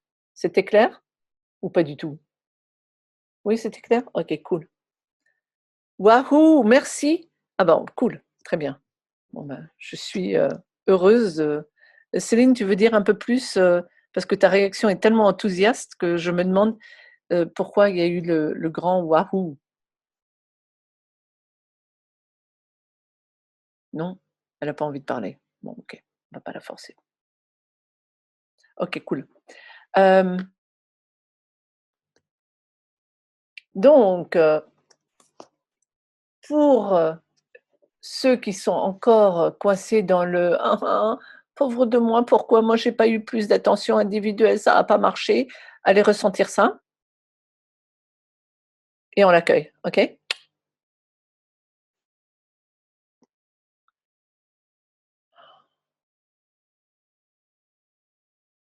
J'avais un peu arrêté de faire des libérations de groupe sur Web Atelier parce que j'en avais marre de tressauter dans tous les sens et je trouvais que ça faisait pas sérieux. Mais bon, c'est comme ça que je suis. Donc je vais continuer à le faire et tressauter dans tous les sens et roter mais sur muet. Parce que franchement, ben voilà quoi. C'est comme ça que je fonctionne. Pour l'instant en tout cas. Donc, comment vous vous sentez maintenant?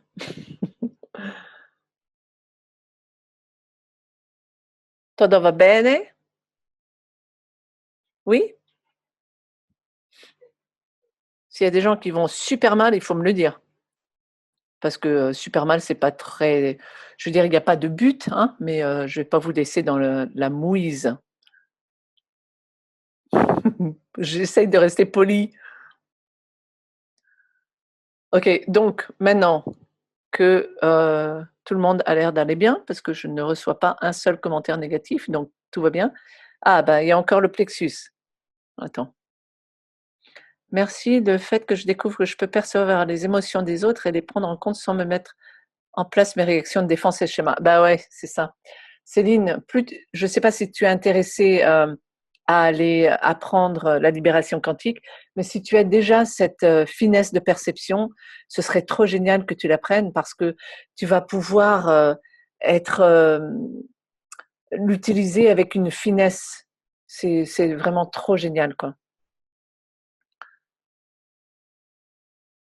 Alors là, j'ai rien compris. Opréion qui résiste chez ma voisine. Ça, je comprends pas. Hein. Ah, oppression, merci, d'accord, ok. Ok. Alors, l'oppression, le truc dans le plexus, la tristesse, vous ressentez ça. Il y en a 3 qui ont des trucs qui. Donc, vous ressentez ça. Qu'est-ce que ça vous fait? Et comment vous vous sentez par rapport au fait que vous avez ça? Est-ce que vous êtes en colère contre vous-même? Est-ce que vous êtes déçu? Etc., etc. Ok? C'est bon? Hop, on accueille.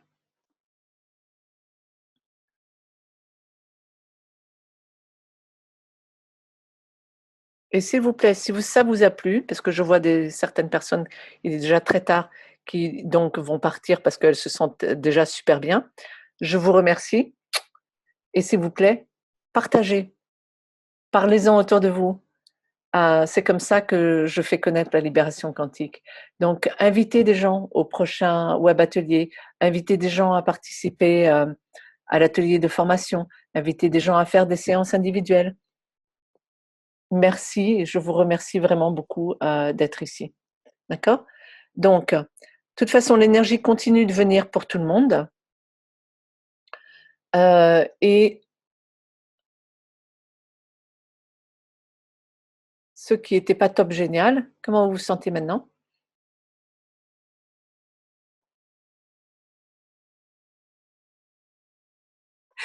Oui, donc je voulais te remercier parce que ça m'a vraiment libérée. J'étais très en colère et j'avais très mal aux chevilles, surtout la cheville gauche, et j'étais niveau 8 et là maintenant je suis niveau 2 voire 1, donc c'est très efficace, comme la première séance que j'avais fait avec toi à Bordeaux, et là à distance ça fonctionne encore vraiment bien aussi, donc merci beaucoup. Merci D'accord, vraiment. mais je t'en prie, ça me fait plaisir. Et maintenant, il faut juste libérer un peu plus pour que ce soit 0. Ok, merci. Je t'en prie, merci beaucoup. Bon, ben parfait. Tellement mieux qu'au début de l'atelier. Bon, ben ça fait plaisir. Très bien. Il est bien évident que si vous avez choisi une des problématiques qui est genre la problématique centrale dans votre vie, ça demande un peu plus d'attention que en quelques minutes avec plus de 40 personnes. OK? C'est un fait. Certaines personnes et certaines problématiques vont demander plus d'attention et plus de temps. Donc dans ces cas-là, vous pouvez faire une séance individuelle, soit avec moi, soit avec d'autres praticiens dont je peux vous donner la liste, hem et pouvoir vous libérer. Ou alors vous pouvez venir à l'atelier de formation et apprendre à vous libérer pour vous-même. D'accord? Mais en tout cas, ne restez pas bloqués, ne restez pas dans votre coin. La vie est vraiment trop, trop belle pour se être étriqué par nos schémas qu'on a mis en place quand on était tout petit ou que l'on a hérité de notre famille. Et on ne sait même pas qu'ils sont là. Mais tout ce que l'on sait, c'est que la vie est un peu grise et un peu triste. Et elle n'est pas aussi éclatante et aussi rayonnante qu'elle ne pourrait l'être. Donc vraiment, je vous invite à faire sauter tous ces verrous intérieurs et à aller suivre le chemin de votre cœur. Restez en contact avec moi. Contactez-moi par le biais de mon site ou par email. Je vais mettre sur la vidéo sur YouTube et comme ça, sous la vidéo, il y aura le lien pour s'inscrire à la newsletter et pouvoir me contacter directement. D'accord? Alors, je vous remercie 1000 fois et je vous dis à très, très bientôt. Mon cœur est rempli de gratitude et d'amour pour votre présence. Et merci, merci, merci. Merci d'être là. Et voilà. Ça, c'est les derniers tressautements pour séparer nos énergies et intégrer tout ce que l'on a fait. Merci. À très bientôt. Bye bye.